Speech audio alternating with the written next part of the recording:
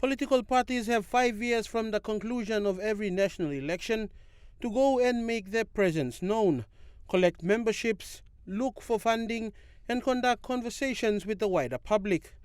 But for most political parties, this hasn't been happening within the first 4 years, but most often towards the year into elections or 6 months before elections.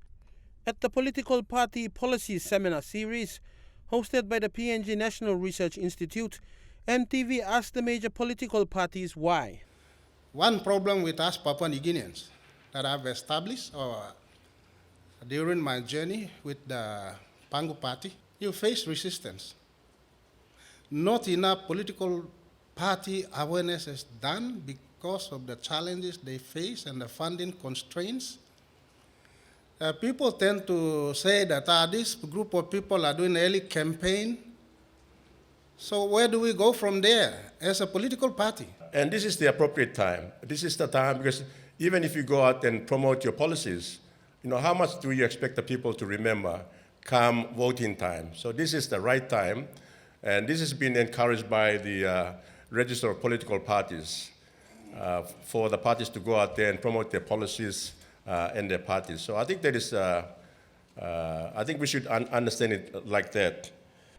It is important for political parties to educate the voting public about their policies so they can make informed decisions on which political party they wish to vote for.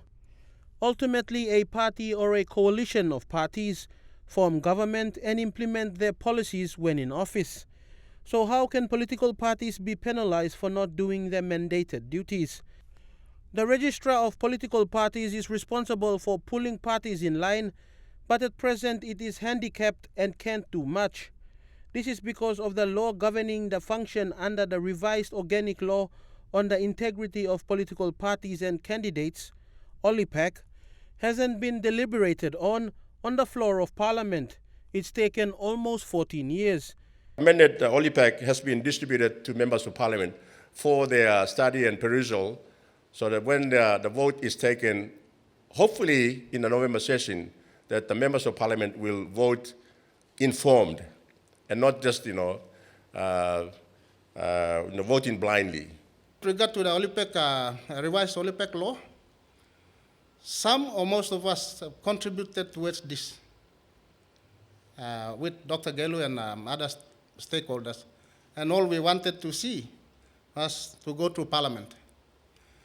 Unfortunately, it took almost 14 years, but I've done my bit as the ruling party. I continue to push the agenda through the party caucus, and eventually now it's listed. I'm hoping that it will go through the November sitting, and that's bonus for Pangu if it gets through. An estimated 50 political parties are expected to enter into the national elections next year. So far, only 46 political parties are registered, with the national election 6 months away. Only time will tell if political parties have done enough to market their policies to the voting public.